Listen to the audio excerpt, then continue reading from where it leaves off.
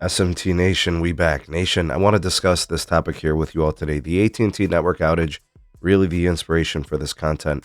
I want to discuss what our expectations should be in the future when these types of incidents happen. What is realistic to expect? And I think this is really important. We got to discuss it.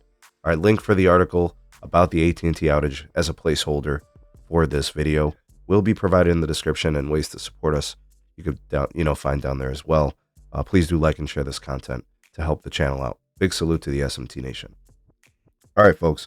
So here's what I think is likely going to happen in the future in regards to network outages. First of all, nobody is safe, right? If you're a customer of an MVNO, if you're the customer of a prepaid operator, if you are the customer who has an entry-level data plan, an expensive premium data plan, it does not matter. It doesn't matter if you're a T-Mobile customer, Verizon, or AT&T. An outage is possible, and it can happen at any time. In fact, they are likely to happen when you least expect it. That's just the way things go, right? So you can't go anywhere and hide. There is not a single network operator out there who is more or less likely to undergo an outage, only because the nature and the dynamics of operating, building, managing massive networks that scale across one of the largest countries in the world with the third most populated a group of folks in the world. It's just imminent. It's going to happen. Now, what can actually be controlled is the rate at which the outages can happen. What also can be controlled is the duration of these outages. Mitigation, steps and processes, those can be shored up. So to an extent, that can kind of sort of be controlled at times. But then you have things like cyber attacks, and you have things like failed software updates, and then you have databases that can become compromised. There's 7 million things that can go wrong. So there's nowhere to hide. Get what I'm saying? So to discuss this further and to kind of level up on this concept, what is something that we can expect in the future? Well, expect your carrier to have an outage from time to time. That is just realistic.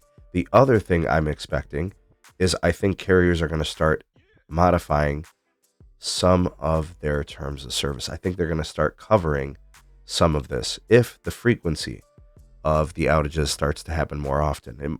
I mean, we've got 5G networks getting upgraded all the time. Carriers are starting to move to Cloud RAN, Open RAN, vRAN solutions, hyperscaling providers, that are now managing traffic and things across the web. All that's going to be in play, and the carriers are not going to want to be culpable for it. They do not want to have to pay outage credits to customers.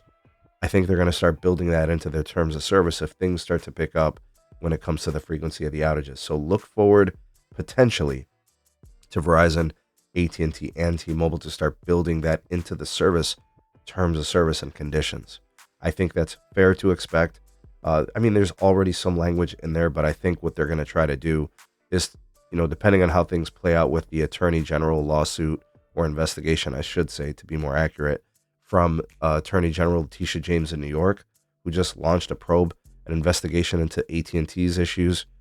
I think that's going to probably start to be something that they pay attention to as carriers. So something to monitor, maybe put on the back burner. Do you guys agree or disagree? Are outages more or less likely to happen in the future? And then to kind of take it to the next level, do you expect terms of service and conditions for customers' expectations about these networks and access to change in the future? Thoughts and opinions are welcome. Please provide them in the comment section below. Well, the voice of the people, the SMT Nation, let your voice be heard.